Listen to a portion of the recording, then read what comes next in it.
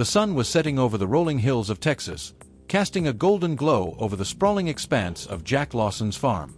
Nestled far from the chaos of modern life, the land was Jack's sanctuary, a place where the echoes of his turbulent past as a Delta Forces commander were replaced by the hum of cicadas and the rustling of wind through the tall grass.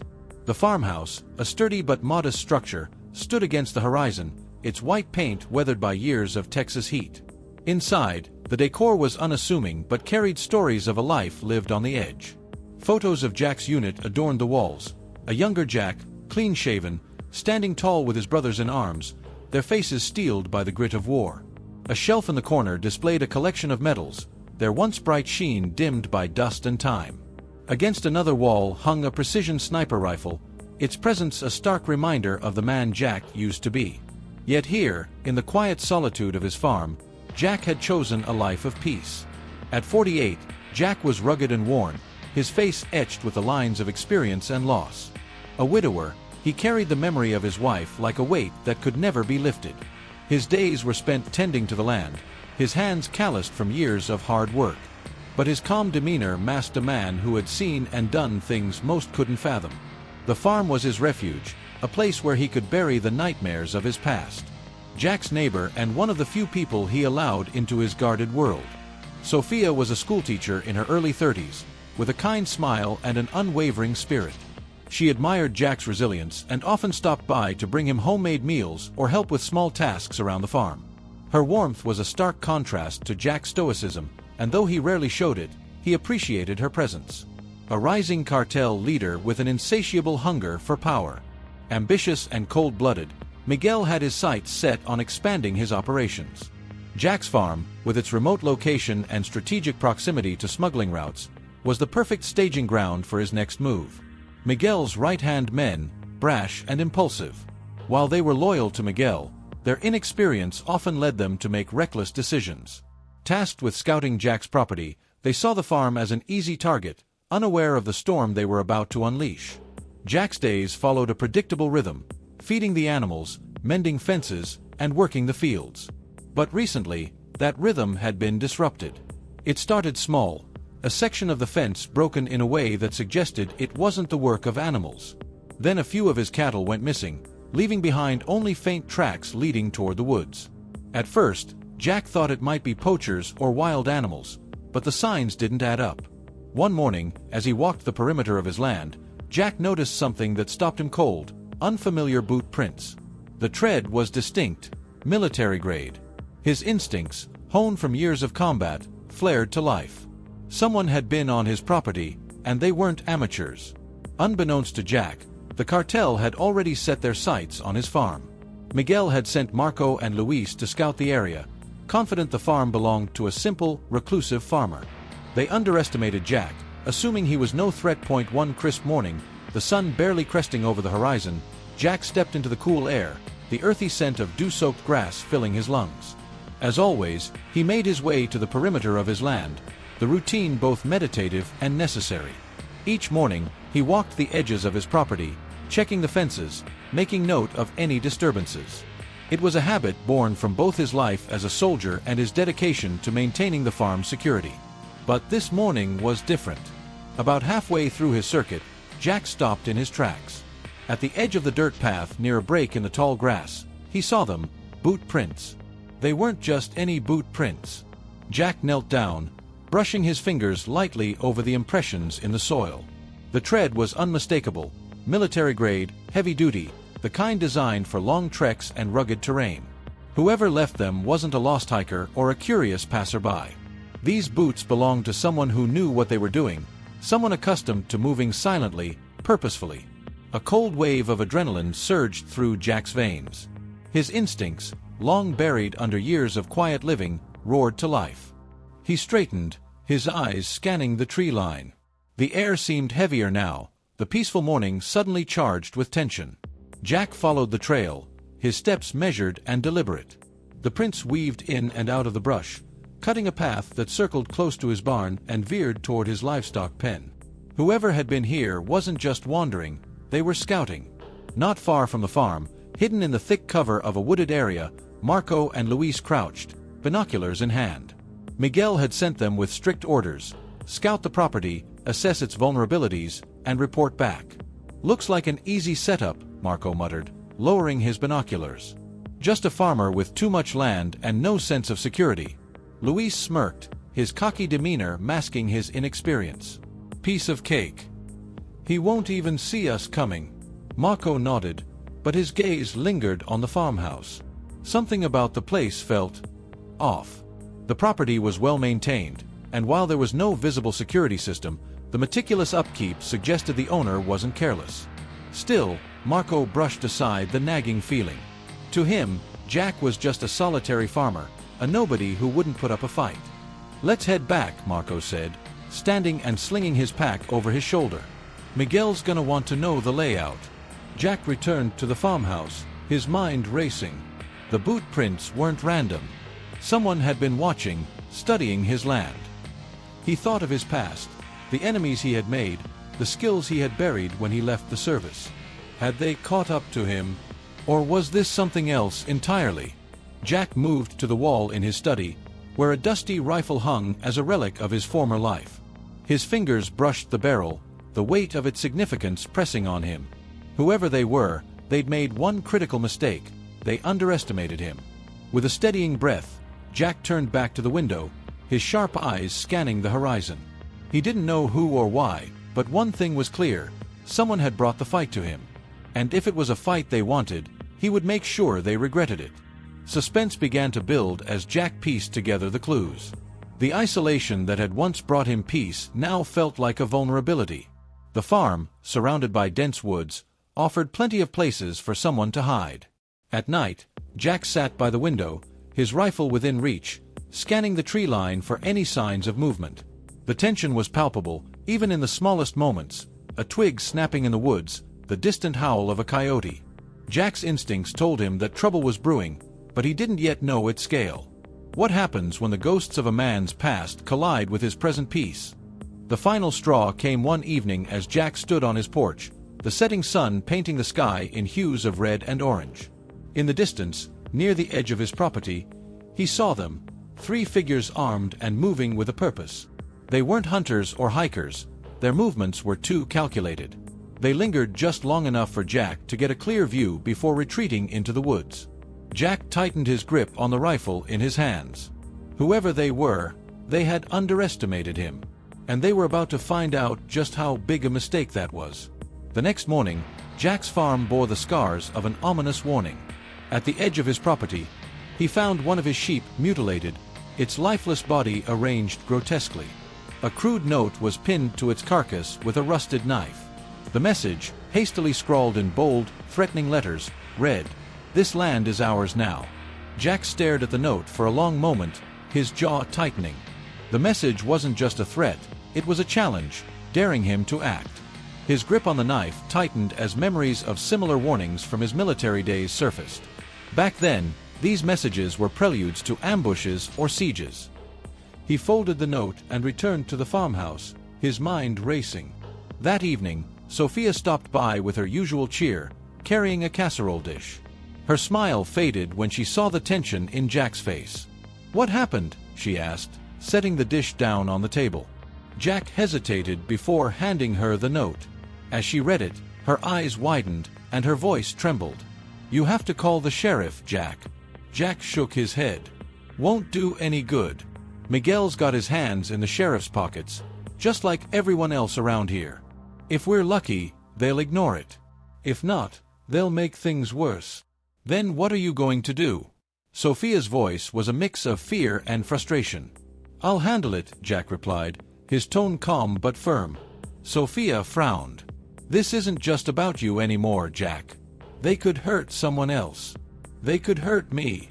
Jack's gaze softened, but he didn't respond.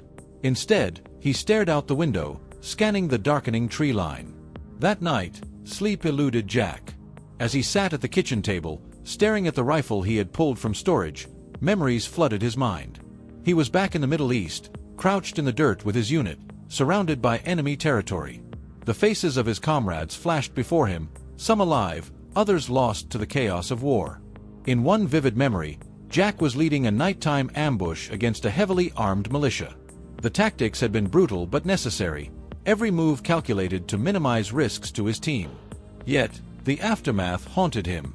The destruction, the collateral damage, the lives taken, it all weighed on his conscience. Jack shook his head, forcing himself back to the present. He had left that life behind for a reason. But now, violence was knocking at his door once again, and he couldn't ignore it. The following days were a battle of wills. Jack spent hours pacing his property, assessing vulnerabilities and plotting defenses. Yet, every step felt like a betrayal of the peaceful life he had tried so hard to build. His hands, once steady, now trembled as he worked to repair the fence, the weight of his past pressing down on him. "What kind of man am I if I let this happen?" he muttered to himself. "And what kind of man will I become if I fight back?"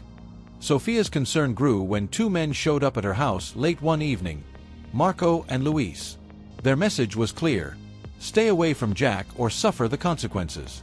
Though they didn't harm her, the implied threat was enough to shake her. When she told Jack about the encounter, he clenched his fists, his knuckles white. "They shouldn't have dragged you into this," he said, his voice low and dangerous. "I'm not leaving you, Jack," Sophia said, her tone resolute. "You need someone in your corner, and I'm not going anywhere." Jack looked at her, a mix of gratitude and guilt in his eyes. "I don't want you getting hurt because of me." "Then don't let them win," she replied. Jack knew he couldn't wait for the cartel to make their next move. He started transforming the farm into a fortress. He set up motion sensors around the perimeter, reinforced the doors and windows, and laid out traps in key areas: hidden tripwires, buried spikes, and improvised explosives. He also revisited his old arsenal, cleaning and loading his weapons with practiced efficiency. The precision sniper rifle, a shotgun, and a sidearm were all laid out on the table, their deadly potential a stark contrast to the peaceful surroundings of the farmhouse. One afternoon, Jack spotted a lone figure near the edge of his property. Rifle in hand, he approached cautiously, recognizing Marco's cocky swagger. "You're trespassing," Jack called out, his voice steady. Marco smirked, his hand resting on the pistol at his hip. "Relax, old man. We're just here to make sure you understand the situation. This land, it's ours now." Jack's expression didn't change. "You're making a mistake. You don't know who you're dealing with." Marco laughed. "You think you're some kind of tough guy? This isn't a war zone, old man. You're just a farmer now." Jack stepped closer, his eyes cold and unyielding. "Get off my land. And don't come back." Marco hesitated, his confidence faltering under Jack's glare. "You're gonna regret this," he muttered before retreating. The tension in Jack's world was palpable, each moment teetering on the edge of chaos. The once quiet farm now felt like a battlefield in waiting, every creak of the floorboards and rustle of the wind filled with potential danger. How far would you go to defend the life you've built from the chaos of your past? Jack's transformation from a man seeking peace to a warrior preparing for battle was both riveting and heartbreaking, showing the cost of violence on a personal level. It was late afternoon, the sun dipping low and casting long shadows across the fields. Jack was repairing the fence line when he noticed a figure moving at the edge of his property. His pulse quickened. The silhouette was too casual, too deliberate, to be someone lost or harmless. He placed his tools down quietly and retrieved the rifle he'd leaned against a nearby post, a relic from his past, but still reliable. Slinging it over his shoulder, Jack moved with practiced stealth, his boots barely crunching against the dry grass as he approached the intruder. As he got closer, the figure came into focus. Marco. Young, brash, and exuding a false sense of invincibility. His cocky swagger alone set Jack on edge.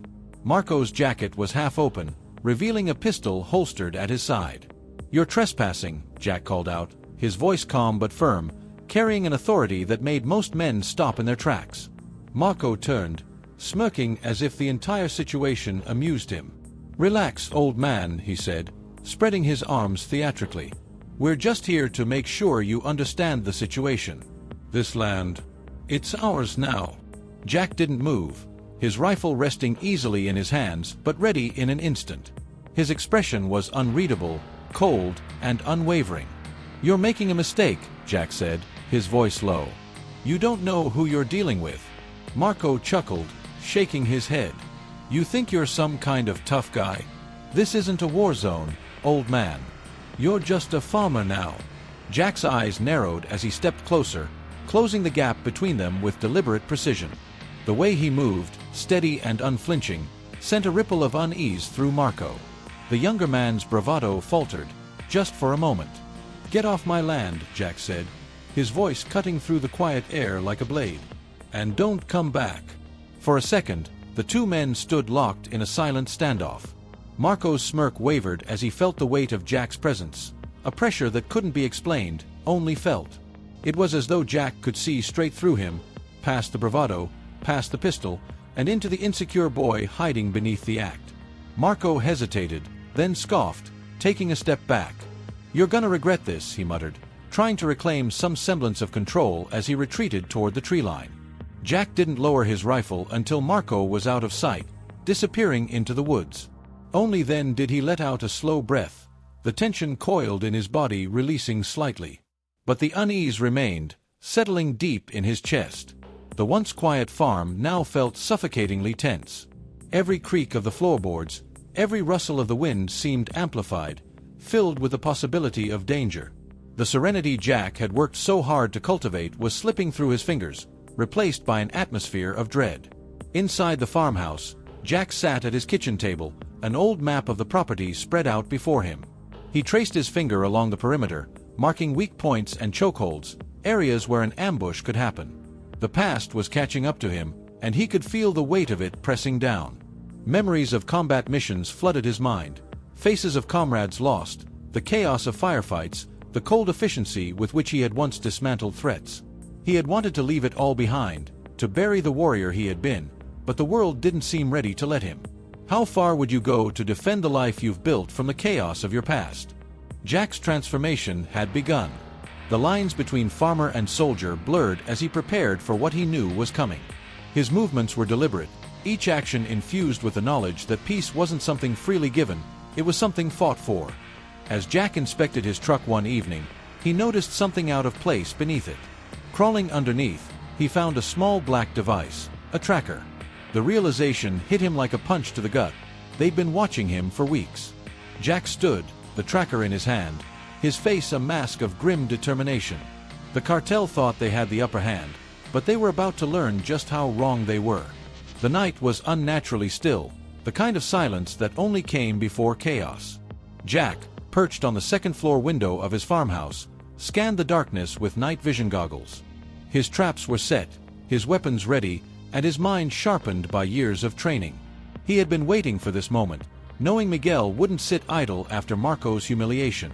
Suddenly, the silence shattered. Vehicles roared in the distance, their headlights extinguished as they approached. Jack could hear the low hum of engines, the crunch of tires on gravel, and the faint murmur of men giving orders. Through his scope, he saw them, armed cartel members fanning out, their silhouettes blending into the shadows. The power cut out abruptly, plunging the farmhouse into darkness. Jack smirked. "So predictable," he muttered, flipping a switch on his backup generator. Low-powered floodlights flickered on, illuminating the property in eerie bursts. The cartel men moved cautiously, unaware that every step they took was within Jack's calculated perimeter. The first trap sprung with a deafening blast, a buried explosive that sent two men flying. Chaos erupted as others stumbled into concealed spike pits or tripped wires, triggering sharp wooden stakes to spring from the ground. The stillness of the night was broken by the distant growl of engines, a low, guttural warning that trouble was coming. Jack, perched in the loft of his barn with his rifle cradled in his hands, stilled his breathing, his senses sharpening. He scanned the horizon through his scope, catching the faint glimmer of movement, vehicles crawling toward his property like predators in the dark. Their headlights were off, but the moonlight betrayed them. Jack could make out the shadowy figures of men stepping out of the vehicles, rifles slung over their shoulders and machetes glinting faintly as they fanned out across the landscape. Their movements were methodical, calculated. These weren't amateurs.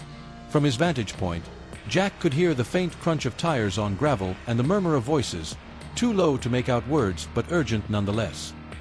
He watched as one of the men raised a hand, signaling the others to advance. Suddenly, the world around Jack went dark. The familiar hum of electricity died as the power to the farmhouse and surrounding property was severed. The cartel had cut the lines, just as he'd anticipated. Jack smirked to himself in the darkness, his confidence unshaken. "So predictable," he muttered under his breath. He reached over and flipped a hidden switch near the window. Moments later, the low hum of his backup generator roared to life. The property flickered back to life in an eerie fashion. Dim, low-powered floodlights scattered across the farm clicked on, their beams cutting jagged paths through the shadows.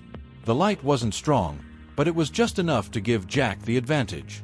Below, the cartel men paused, momentarily disoriented.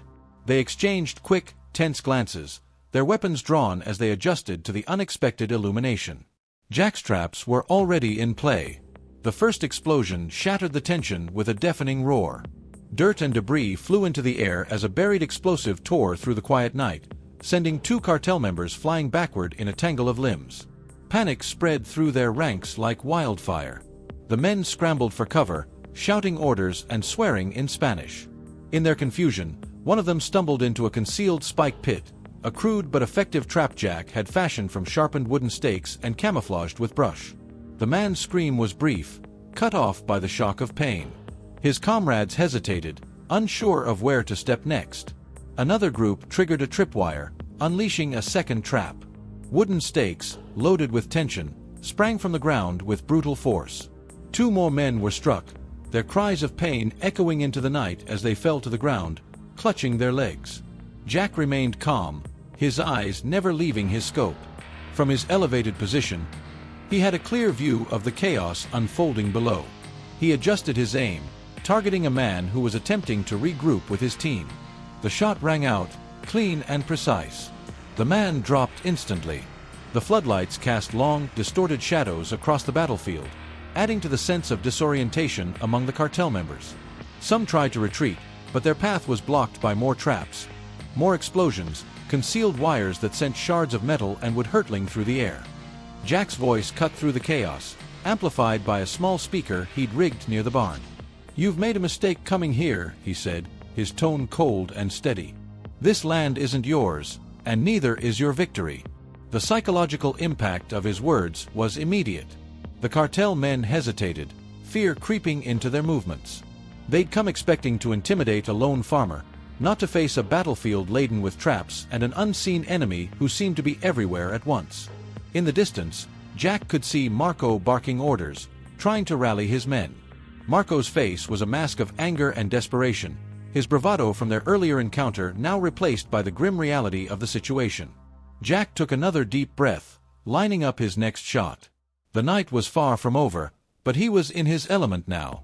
Every move the cartel made played directly into his hands. "Let's see how far you're willing to go," Jack muttered, his finger tightening on the trigger. Inside the house, Jack moved like a shadow, his sniper rifle picking off targets one by one. Each shot was deliberate, the crack of the gun followed by the muffled thud of a falling body. He had no intention of showing mercy. These men had come to take everything he had left. Sophia, huddled in the safe room beneath the farmhouse, trembled as she listened to the battle raging above. But fear quickly turned to determination as she remembered the emergency radio Jack had given her. She fumbled with it, her hands shaking, and dialed a frequency Jack had scribbled on a piece of paper. "David Harris," a gruff voice answered. "This is Sophia Martinez. I'm at Jack Lawson's farm. We're under attack by a cartel. Jack needs your help." There was a pause, followed by a steely response. "Hold tight. We're coming." Within the hour, the distant rumble of helicopters signaled the arrival of Colonel David Harris and a team of Jack's former Delta Force comrades. The cartel men, already rattled by Jack's traps, were thrown into disarray as Harris's team descended with precision and fury. Meanwhile, Sophia refused to remain idle.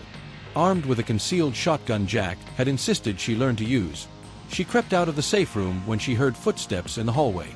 Marco, separated from his men, had made it into the farmhouse. When he spotted Sophia, he sneered. "Looks like Jack's got himself a little helper," Marco taunted, raising his gun. Sophia didn't flinch. With a surge of adrenaline, she fired the shotgun, the blast sending Marco sprawling. She stared at his lifeless body for a moment, her breathing ragged, before rushing to find Jack. The chaos culminated in the barn, which was now ablaze from a stray Molotov cocktail. Flames licked the wooden beams, casting flickering shadows across the hay-strewn floor. Jack and Miguel faced each other, their weapons drawn.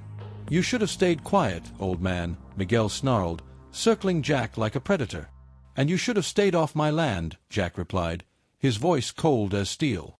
Miguel fired first, the bullet grazing Jack's shoulder. Jack rolled behind a stack of hay bales, returning fire and forcing Miguel to retreat. The two men exchanged gunfire, their movements deliberate and strategic. Jack, drawing on his experience, maneuvered Miguel into a corner. With a swift kick, he disarmed the cartel leader, sending his pistol skidding across the floor. Miguel lunged at Jack, the two men grappling as the flames grew hotter around them. Pinned beneath Miguel, Jack's vision blurred as the smoke thickened. Summoning his remaining strength, he flipped Miguel onto his back and pressed his knife to the man's throat.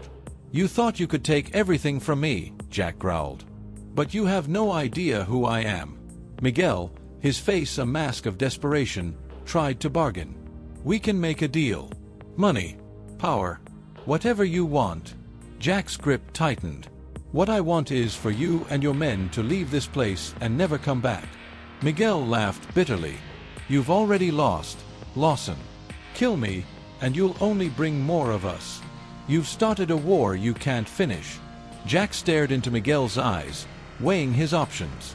Finally, he released the cartel leader and stood, his knife still in hand. "Get out of here. Tell your men what happened. Let them know this place isn't worth the cost." As Miguel staggered to his feet, he spat blood and glared at Jack. "This isn't over." Jack said nothing, watching as Miguel stumbled out of the barn, clutching his side. Outside, the remaining cartel members were in full retreat, pursued by Harris's team. Jack emerged from the barn, soot-streaked and exhausted, as Sophia ran to his side. "It's over," she whispered, wrapping her arms around him. Jack looked out at the burning wreckage of his barn and the bodies scattered across his property. "For now," he replied, his voice heavy with the weight of what had transpired. The climax was a whirlwind of action and emotion, blending Jack's tactical brilliance with moments of vulnerability. The battle was not just physical but deeply personal, forcing Jack to confront the ghosts of his past while fighting for the life he had built. When pushed to the brink, what lengths would you go to protect the ones you love? As the last cartel vehicle disappeared into the night, Jack knelt beside a dying Miguel. The cartel leader coughed weakly, blood staining his lips, and managed a final cryptic warning: "You've started a war you can't finish." Jack stood, his expression unreadable, and turned toward the horizon, where the first light of dawn was breaking. He knew this was only the beginning. The first rays of dawn bathed the farm in a pale, smoky light. Jack surveyed the wreckage, his heart heavy but steady. The once pristine fields were now scorched, littered with the remains of a battle he hadn't asked for but knew he couldn't avoid. The barn was a smoldering husk, and the farmhouse bore scars from gunfire and explosions. Yet, amidst the ruins, there was a strange sense of calm. Colonel David Harris approached, his boots crunching over the gravel. "Hell of a fight, Lawson," he said, his tone a mix of admiration and concern. Jack nodded, his gaze distant. "It wasn't just a fight, David. It was a reckoning." Harris placed a firm hand on Jack's shoulder. "You know, there's always a place for you with us. After what you just pulled off, I'd bet my life on you any day." Jack shook his head, a small, tired smile playing on his lips. "I appreciate it, but I've had enough of war. It's time I fight for peace here, for this land, for the people who call it home." Harris studied him for a moment, then nodded in understanding. "Fair enough. But if you ever need us, you know where to find me." As Harris and his team prepared to leave, Jack glanced toward Sophia, who stood near the edge of the property, speaking with a group of locals who had arrived after the battle. Her presence was a reminder that, even in the darkest times, there was light to be found. Later that evening, Jack and Sophia sat on the farmhouse porch, the air filled with the scent of smoke and freshly turned earth. Jack held a mug of coffee, his fingers tracing the rim as he stared into the horizon. "You don't have to stay," he said quietly. "I know what happened last night wasn't easy." Sophia turned to him, her eyes soft but resolute. "And you don't have to do this alone." "I'm not going anywhere, Jack." Jack exhaled, his shoulders sagging slightly. "I've spent so much of my life losing people. My wife, my team. I thought if I kept everyone at arm's length, I could protect them. But last night, I realized that pushing people away doesn't make them any safer. It just makes you lonelier." Sophia reached for his hand, her touch grounding him. "You don't have to carry all of this on your own. Let me help you. Let us help each other." For the first time in years, Jack allowed himself to feel hope. Their bond, forged in the fires of adversity, had grown into something deeper, a connection that hinted at a future worth fighting for. In the days that followed, Sophia took the lead in organizing a community effort to rebuild Jack's farm. Neighbors, local ranchers, and even a few of Harris's men pitched in, bringing tools, supplies, and manpower. What had once been a quiet, isolated property became a hub of activity and resilience. Sophia, inspired by Jack's bravery, also began rallying the community to stand up against cartel influence. She worked with local leaders to establish a neighborhood watch program, hosted fundraisers to support law enforcement, and advocated for greater resources to protect the town. Jack, though reluctant to take on a leadership role, found himself drawn into the effort. His expertise in strategy and logistics proved invaluable, and his presence inspired others to stand tall in the face of fear. Slowly but surely, the community began to reclaim its strength. One evening, as the community gathered around a bonfire on Jack's property, he stood to address them. His voice, steady but raw, carried a message that resonated deeply. "We fought a battle here, and we won.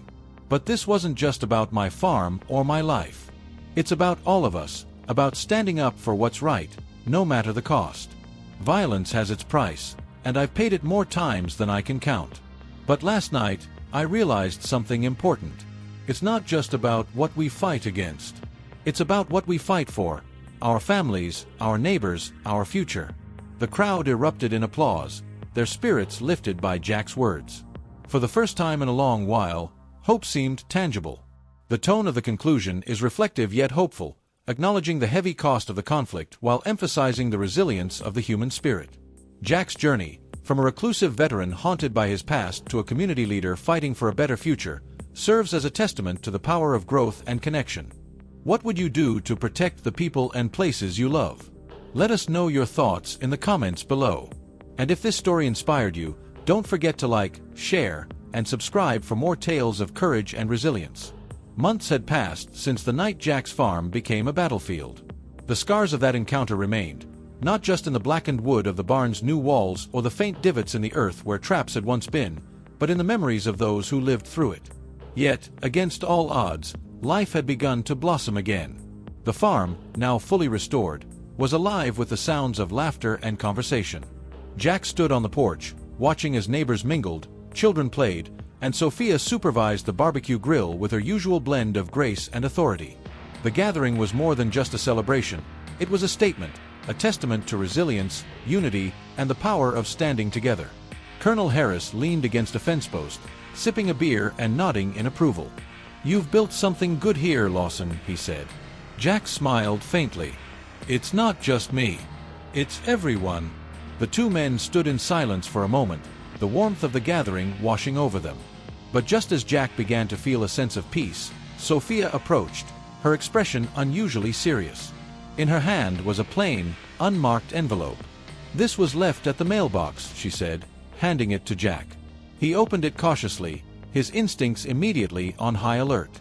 Inside was a single photograph: Miguel's older brother, a man Jack had heard of but never met, Antonio Ramirez, one of the most powerful cartel bosses in the region. Beneath the photo was a simple note. Jack's jaw tightened as he stared at the message. The familiar weight of impending conflict settled over him, but this time, he wasn't alone. Sophia placed a hand on his arm. "Whatever happens, we'll face it together," she said firmly. Jack looked at her, then out at the gathering of people who had come to mean so much to him. He folded the note and slid it into his pocket. "Let them come," he said, his voice calm but resolute. "They'll learn the same lesson Miguel did. This land, these people, they're worth fighting for." The evening air was cool and carried the faint scent of grilled food and fresh earth. Laughter and the sound of clinking glasses echoed across the farm as neighbors and friends gathered to celebrate the rebuilding effort. Children darted around tables laden with homemade dishes, while the adults shared stories and raised toasts to the resilience of their community. Colonel David Harris stood near the edge of the crowd, leaning casually against a fence post, his beer in hand. His sharp, experienced eyes scanned the scene, taking in the joyous atmosphere. Despite the peaceful setting, he couldn't help but notice the subtle layers of security Jack had put in place: reinforced gates, floodlights discreetly mounted on the barn, and a few strategically placed cameras hidden among the trees. "You've built something good here, Lawson," Harris said, breaking the comfortable silence between them. His voice carried a hint of admiration, a rare thing for a man who'd seen it all. Jack stood beside him, his hands resting on his hips as he surveyed the gathering. He smiled faintly, a quiet pride in his eyes. "It's not just me," he replied. "It's everyone. This place. It's theirs as much as it is mine." The two men stood in silence for a moment, the weight of shared history between them unspoken but understood. The warmth of the gathering seemed to lighten something inside Jack, the laughter and camaraderie a stark contrast to the loneliness that had once defined his life. But as peace began to settle in his chest, he caught sight of Sophia approaching from across the yard. Her pace was quick, her expression unusually serious. The sight of her alone was enough to set his instincts on edge. "Jack," she said, stopping just in front of him. In her hand was a plain, unmarked envelope. This was left at the mailbox. Jack's faint smile disappeared, replaced by a sharp, focused expression. He took the envelope cautiously, his fingers brushing against the crisp paper. Colonel Harris straightened, his demeanor shifting immediately. "Trouble?" he asked, his voice low but steady. Jack didn't answer. He opened the envelope, pulling out a single photograph. The image was grainy, as if it had been taken in secret, but the face was unmistakable. Antonio Ramirez. Jack had never met him, but he'd heard the name plenty of times. Miguel's older brother and one of the most ruthless cartel bosses in the region. A man whose power and influence stretched far beyond the border. Beneath the photo was a simple note, scrawled in bold, uneven letters. "You should have stayed in the shadows. Now, the real fight begins." Jack's jaw tightened as he read the words. His grip on the photo tightened slightly before he folded it carefully and slid it back into the envelope. The weight of impending conflict settled over him like a familiar old cloak, heavy and unyielding. But this time, something was different. He wasn't alone. Sophia placed a hand on his arm, her touch grounding him. "Whatever happens," she said, her voice steady and resolute, "we'll face it together." Jack turned to her, meeting her gaze. Her determination mirrored his own. For a brief moment, the years of solitude and burden he carried seemed lighter. He glanced back at the gathering, the faces of the people who had come to mean so much to him, who had become more than neighbors. He let out a slow breath, his resolve solidifying. "Let them come," Jack said, his voice calm but firm.